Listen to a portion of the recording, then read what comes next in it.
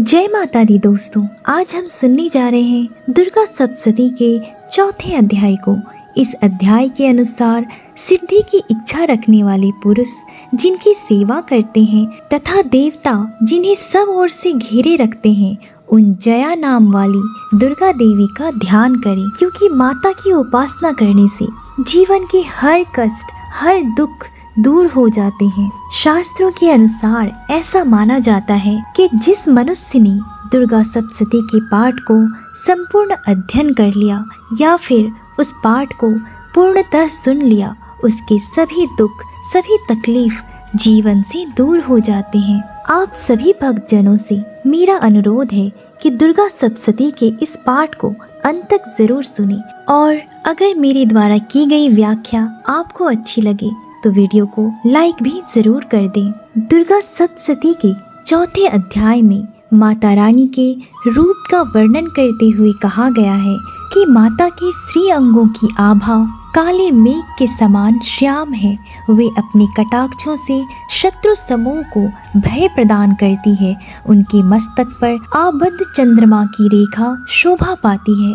वे अपने हाथों में शंख, चक्र, कृपाण और त्रिशूल धारण करती हैं। उनके 3 नेत्र हैं और वे सिंह के कंधे पर चढ़ी हुई हैं और अपने तेज से तीनों लोकों को परिपूर्ण कर रही हैं। दुर्गा सप्तशती के चौथे अध्याय का वर्णन करते हुए ऋषि कहते हैं, अत्यंत पराक्रमी दुरात्मा महिषासुर तथा उसकी दैत्य सेना के देवी के हाथ से मारे जाने पर इंद्र आदि देवता प्रणाम के लिए गर्दन झुकाकर उन भगवती दुर्गा का उत्तम वचनों द्वारा स्तवन करने लगे। उस समय उनके सुंदर अंगों में अत्यंत हर्ष के कारण रोमांच हो आया था। देवता बोले, संपूर्ण देवताओं की शक्ति का समुदाय ही जिनका स्वरूप है तथा जिन देवी ने अपनी शक्ति से संपूर्ण जगत को व्याप्त कर रखा है, समस्त देवताओं और महर्षियों की पूजनीय उन जगदम्बा को हम भक्ति पूर्वक नमस्कार करते हैं। वे हम लोगों का कल्याण करें। जिनके अनुपम प्रभाव और बल का वर्णन करने में भगवान शेषनाग, ब्रह्मा जी तथा महादेव जी भी समर्थ नहीं है।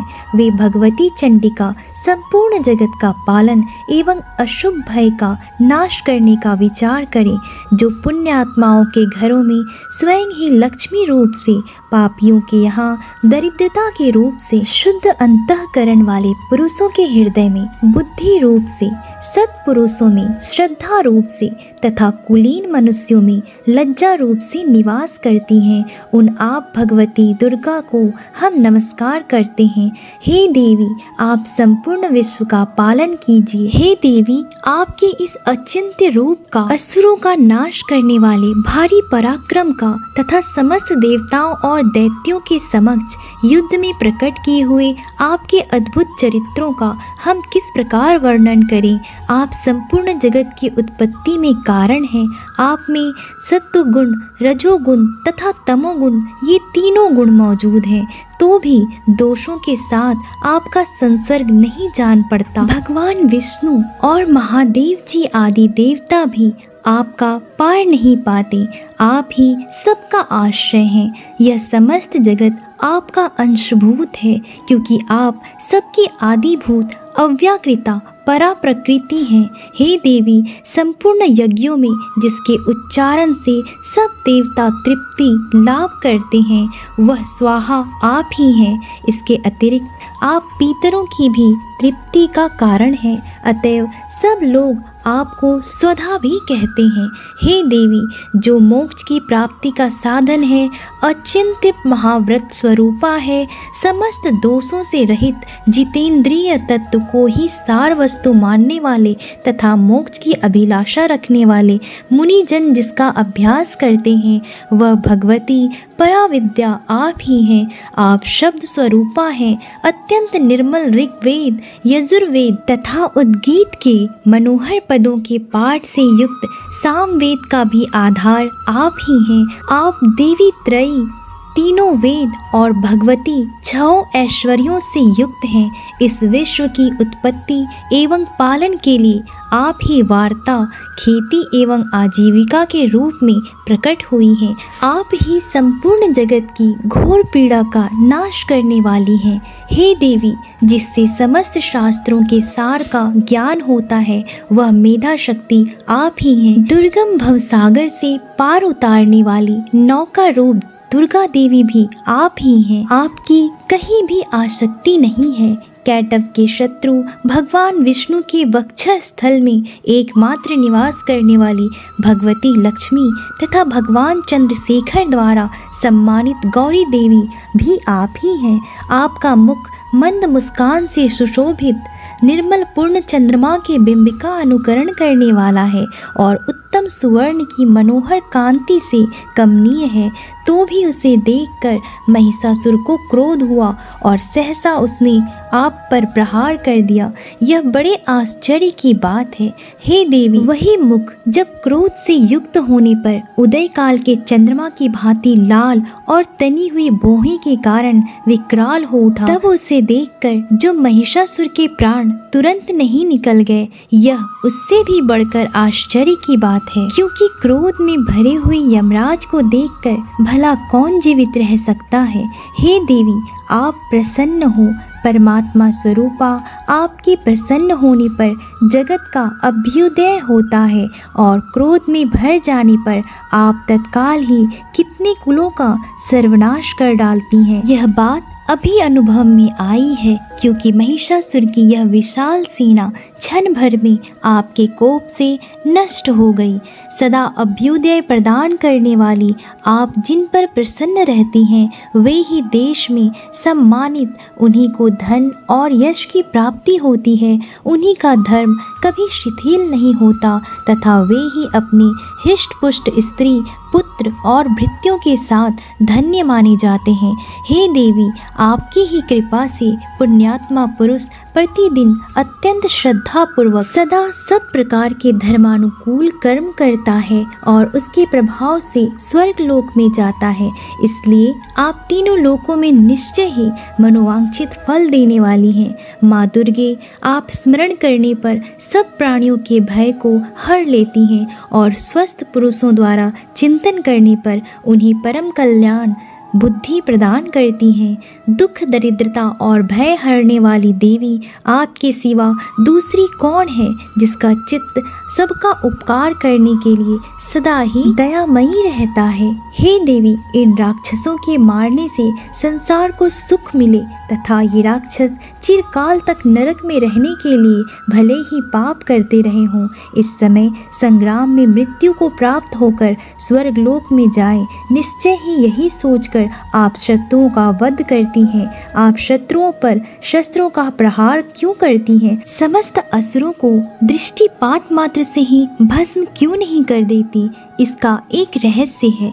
ये शत्रु भी हमारे शस्त्रों से पवित्र होकर उत्तम लोकों में जाए, इस प्रकार उनके प्रति भी आपका विचार अत्यंत उत्तम रहता है। खड्ग के तेज पुंज की भयंकर दीप्ति से तथा आपके त्रिशूल के अग्रभाग की घनीभूत प्रभा से चौंधियाकर जो असुरों की आंखें फूट नहीं गई, उसमें कारण यही था कि वे मनोहर रश्मियों से युक्त चंद्रमा के समान आनंद प्रदान करने वाले आपके इस सुंदर मुख का दर्शन करते थे।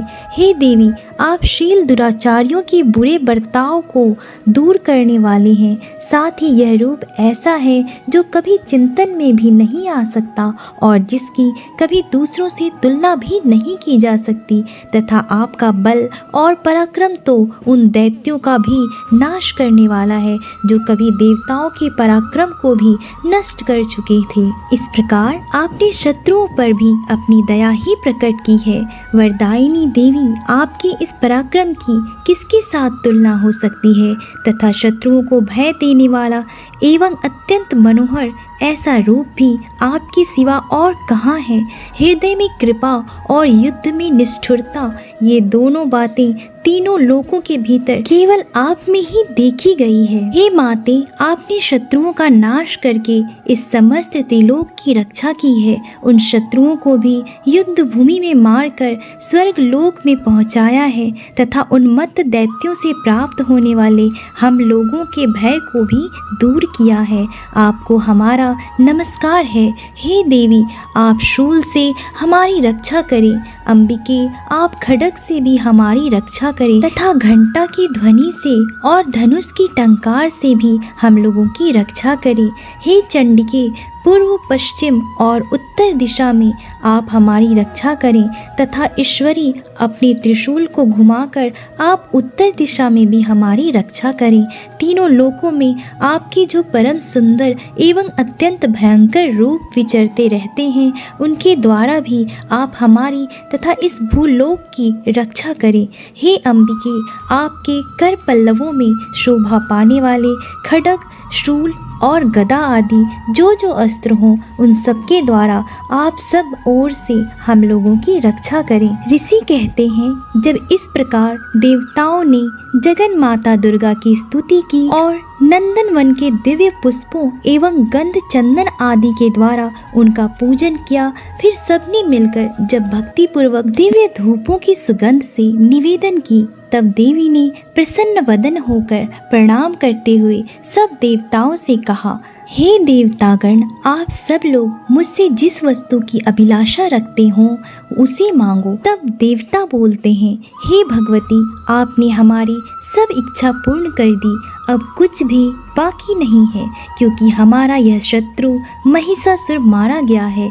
हे महेश्वरी, इतने पर भी यदि आप हमें और कोई वर देना चाहती हैं, तो हम जब जब आपका स्मरण करें तब तब आप हमें दर्शन देकर हम लोगों के महान संकट को दूर कर दिया करें तथा प्रसन्न मुखी अंबिके, जो मनुष्य इन स्रोतों द्वारा आपकी स्तुति करे, उसे वित्त, समृद्धि और वैभव देने के साथ ही उसकी धन और स्त्री आदि संपत्ति को भी बढ़ाने के लिए आप सदा हम पर प्रसन्न रहें। ऋषि कहते हैं कि हे राजन, देवताओं ने जब अपने तथा जगत के कल्याण के लिए भद्रकाली देवी को इस प्रकार प्रसन्न किया, तब वे तथास्तु कहकर वहीं अंतर ध्यान हो गईं।